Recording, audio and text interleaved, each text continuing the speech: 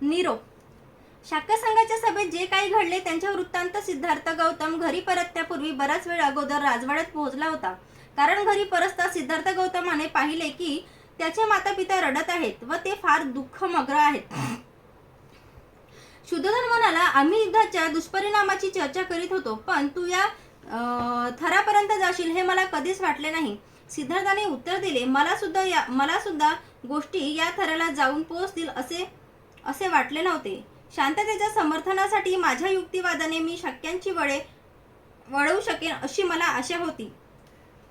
दुर्दैवाने आपल्या सेनाधिकाऱ्याने आपल्या लोकांच्या भावना अशा काही चेताविल्या होत्या की माझ्या म्हणण्याचा त्यांच्यावर काही एक परिणाम झाला नाही. तथापि मी परिस्थितीला अधिक बिघडण्यापासून कसे सावरून धरले हे आपल्याला लक्षात आले असेलच. सत्य आणि न्याय यापासून मी परावृत्त झालो नाही आणि सत्याचा आणि न्यायाचा मी पुरस्कार केल्यामुळे जी काही शिक्षा करण्यात येणार होती ती मी माझ्या स्वतःवरच ओढवून घेण्यात यशस्वी झालो. शुद्धोधनाचे या योगाने समाधान झाले नाही. तो म्हणाला, आमचे काय होणार याचा तू विचारच करत नाहीस, पण मी या कारणामुळे परिव्राजक होण्याचे स्वीकारले. सिद्धार्थाने उत्तर दिले, शाक्यांनी जर तुमची जमीन जप्त करण्याची आज्ञा दिली असती तर त्याचा काय दुष्परिणाम झाला असता याचा तर आपण विचार करा. पण तुझ्याशिवाय आम्हाला या जमिनीचा काय उपयोग आहे? शुद्धोधन आक्रंदून म्हणाला, सगळ्या कुटुंबानेच हा शाक्यांचा देश सोडून तुझ्याबरोबर अज्ञातवासात का जाऊ नये? रडत असलेली प्रजापती गौतमी शुद्धोधनाच्या म्हणण्याला साथ देत म्हणाली, हेच बरोबर आहे. तू आम्हाला अशा स्थितीत टाकून एकटा कसा जाऊ शकतोस? सिद्धार्थ म्हणाला, आई, तू क्षत्रियांची माता आहेस हे तू आजपर्यंत नाही का सांगत आलीस? हे खरे नाही का? मग तू धैर्य धरले पाहिजेत. हा दुखावेग तुला शोभत नाही. मी रणांगणावर जाऊन मेलो असतो तर तू काय केले असतेस? तू अशीच रडत बसली असतीस काय?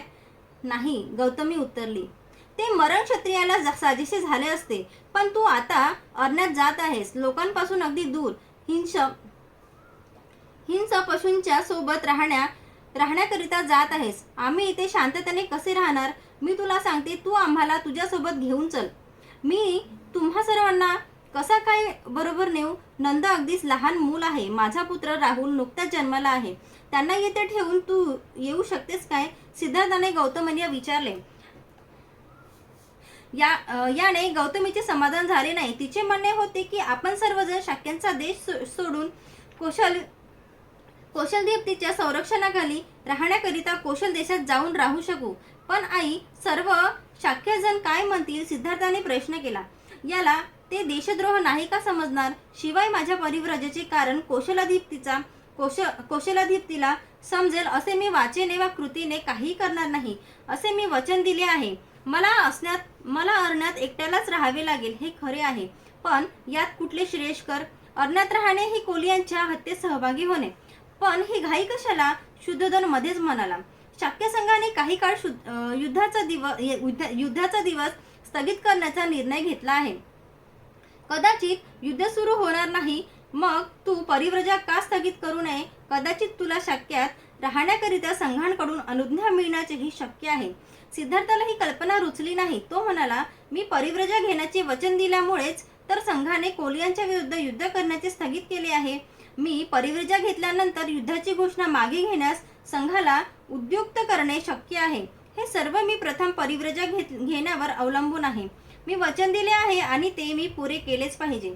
वचनभंगाचे परिणाम आपणाला व शांततेच्या पक्षाला दोघांनाही भयानक ठरतील. आई, आता माझ्या मार्गात आड येऊ नकोस. मला आज्ञा दे आणि तुझे आशीर्वाद दे. जे घडत आहे ते चांगल्यासाठीच घडत आहे. गौतमी व शुद्धोधन स्तब्ध राहिले. सिद्धार्थ यशोधरेच्या महालात गेला. तिला पाहून तो स्तब्ध उभा राहिला. काय बोलावे व कसे बोलावे हे त्याला सुचेनासे झाले. यशोधराने स्तब्धता भंग केली व ती म्हणाली, कपिलवस्तू येथे संघाच्या सभेत काय घडले ते सर्व मला समजले आहे. सिद्धार्थाने विचारले, यशोधरा, मला सांग, परिव्रजा घेण्याच्या माझ्या निश्चयाबद्दल तुला काय वाटते? त्याला वाटले की ती मूर्छित होऊन पडेल, पण तसे काही झाले नाही. आपल्या भावनांवर संपूर्णपणे नियंत्रण ठेवून ती उत्तरली, मी आपल्या जागी असते तरी आणखी दुसरे काय करू शकले असते? कोलियांविरुद्ध युद्ध करण्याच्या कामी मी निश्चितपणे भागीदारीण झाले नसते. आता आपला निर्णय हा योग्य निर्णय आहे. माझी आपल्याला अनुमती आहे आणि पाठिंबाही आहे. मी सुद्धा आपल्याबरोबर परिव्रजा घेतली असती. मी परिव्रजा घेत नाही याचे एकच कारण मला राहुलचे संगोपन करावयाचे आहे. असे झाले नसते तर फार बरे झाले असते. पण आपण धीट आणि शूर बनून प्राप्त परिस्थितीला तोंड दिले पाहिजे. आपल्या मातापित्यांशिवाय व आपल्या पुत्रांविषयी आपण मुळीच काळजी करू नका. माझ्या शरीरात प्राण असेपर्यंत मी त्यांची देखभाल करीन. ज्या अर्थी आपल्या जवळच्या प्रियजनांना सोडून आपण परिव्राजक होत आहात, त्या अर्थी आपण एक असा नवीन जीवनमार्ग शोधून काढा की तो सफल मानव जातीला कल्याणकारी ठरेल. हीच एक केवळ माझी इच्छा आहे. याचा सिद्धार्थ गौतमावर फार मोठा प्रभाव पडला. यशोधरा किती शूर, धैर्यवान, उदात्त मनाची स्त्री आहे याची पूर्वी कधी न आलेली प्रचिती त्याला आली. आणि अशी पत्नी लाभल्याबद्दल आपण किती भाग्यवान आहोत. आणि अशा पत्नीचा व आपला वियोग दैवाने कसा घडून आणला याची त्याला प्रथमच कल्पना आली. त्याने राहुलला आणण्यासाठी तिला सांगितले. पित्याच्या वात्सल्य दृष्टीने त्याने त्यांच्याकडून पाहिले आणि तो निघून गेला.